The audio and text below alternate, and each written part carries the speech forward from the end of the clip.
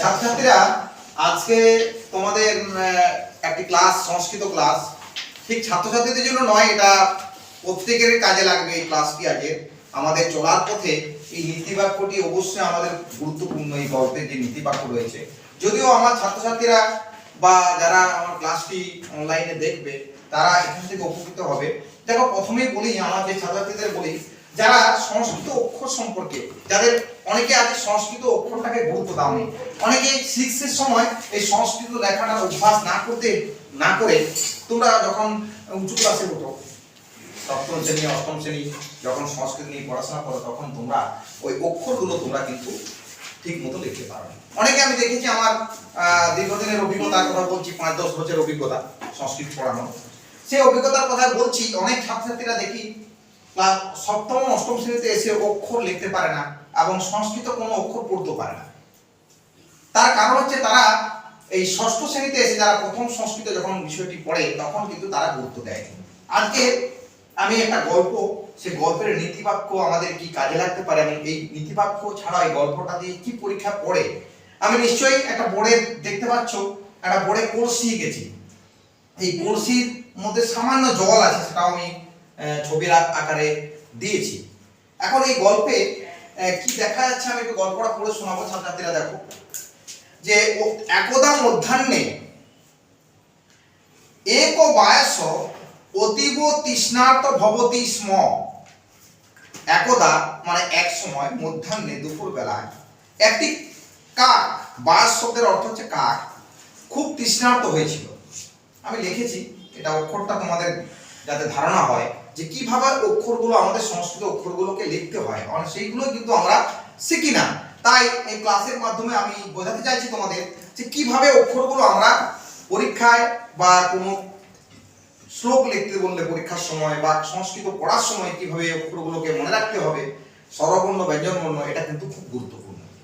কারণ আমি একটা উদাহরণ দিয়ে বলি, বাড়ির ভিত, একটা বড় বাড়ি তৈরি করতে গেলে প্রথমে যদি বাড়ির প্রথম ভিতে যদি আমি ঠিক মতো না করি, পরে আমার সেই বাড়িটা কিন্তু আর একতলার পর দুতলা, তিনতলা, চারতলা, আবার 10 তলা পর্যন্ত বাড়ি হয়, আরো বেশি হয়, কিন্তু সেই বাড়ি কিন্তু আর তখন থাকবে না সেই ভিতের মধ্যে। অর্থাৎ ভিতটা কিন্তু তোমাদের শক্ত করতে হবে। তাই বলছি, প্রথমেই তোমরা কিন্তু সংস্কৃত অক্ষরগুলো গুরুত্ব দেবে।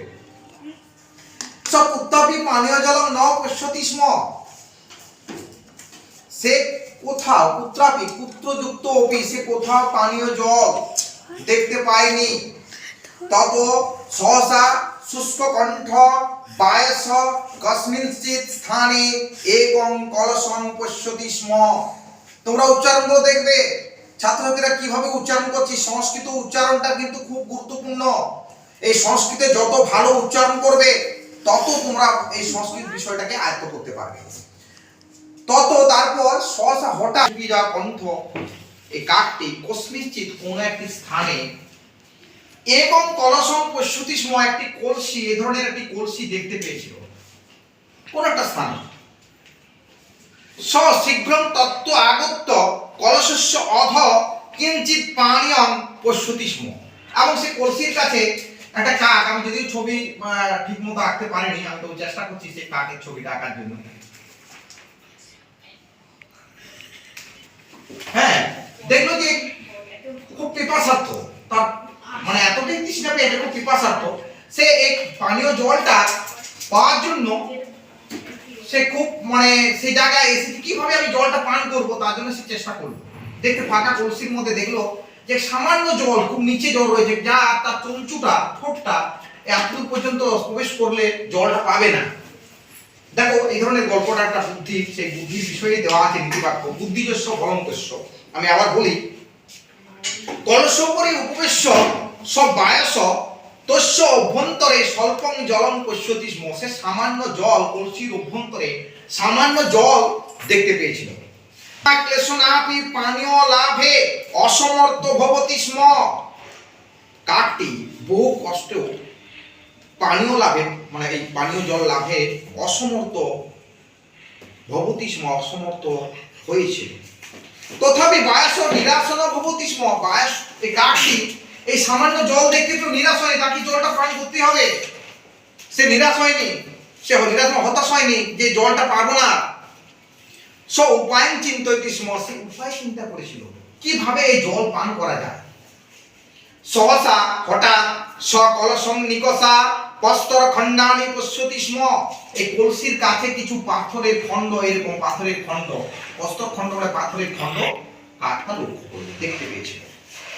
চঞ্চুনা তান, সে ঠোঁটের দ্বারা প্রস্তর খণ্ডানি, ঠোঁট দ্বারা সেই প্রস্তর খণ্ডানি এক একটা প্রস্তর খণ্ড এখানে নিয়ে এসে নিক্ষেপ করেছিল। চঞ্চুনা তার এই প্রস্তর খণ্ডগুলোকে কি করলো, কলসির মধ্যে প্রবেশ করালো এক একটা প্রস্তর খণ্ড। কিয়ৎ কালান্তরং, কিছুক্ষণ পর কলসস্য গলদেশে জলং সমুপস্থিতম, কিছুক্ষণ পর এই পাথর খণ্ডগুলো ফেলার পরে জলটা উপরে উঠে এলো, এখানে জল উপরে কিন্তু উঠে এলো। কারণ এটা তোমরা জানো, তোমরা বাড়িতে যদি দেখো একটা গ্লাস যদি এরকম হয়, সেই গ্লাসে যদি তোমরা কিছু একটা দাও, এখানে জলটা হয়তো এখানে গ্লাসে রয়েছে জল, এই গ্লাসের মধ্যে যদি আমরা জল এত পর্যন্ত জল থাকে, কিছু প্রবেশ করালে কিছু একটা পাথর দিলে সেই জলটা উপরে উঠে আসে, ঠিক তাই এটা এভাবে সে তার বুদ্ধির দ্বারা সেই জলটা পান করেছিল। অথ কিয়ৎ কালান্তরম কলসস্য গলদেশে জলং সমুপস্থিত তদাস বায়স অনায়াসে জলং পিবতি স্ম, সেই জলটি কার্তিক খুব সহজে পান করেছিল। এবং তীর্থ স বায়স সস্তান উপস্থিত, এভাবে সে তীর্থ লাভ করে জল পান করে সে তার নিজের জায়গায় চলে। এই ধরনের একটা গল্প রয়েছে এখানে, কিন্তু খুব গুরুত্বপূর্ণ বিষয় যেটা আলোচনা করতে চলছি, যে নীতি বাক্য বুদ্ধিজস্ব বলম্পস্য, বুদ্ধি যার বল তার, অর্থাৎ বুদ্ধি যার তারই বল। এই গল্পের কিন্তু নীতি বাক্যটি কিন্তু আমরা দেখেছি, গল্প পড়েছি ছোটবেলা, যে বুদ্ধি কিন্তু আমাদের এমন একটা জিনিস যে বুদ্ধির দ্বারা আমরা যে কোনো সময় যে কোনো কার্য কিন্তু আমরা সফল হতে পারবো। দেখো এই নীতি বাক্য পরে আমি আলোচনা করব, আজকে তোমাদের এই গল্পটা বললাম মানে, এবং তার যে হাতে লেখা কিভাবে, সংস্কৃত অক্ষর কিভাবে হতে পারে, সেগুলো কিন্তু গুরুত্বপূর্ণভাবে সহকারে মনে রাখতে তোমরা। আজকে এখানে রইল, পরের ক্লাস আবার তোমাদের বোঝাবো।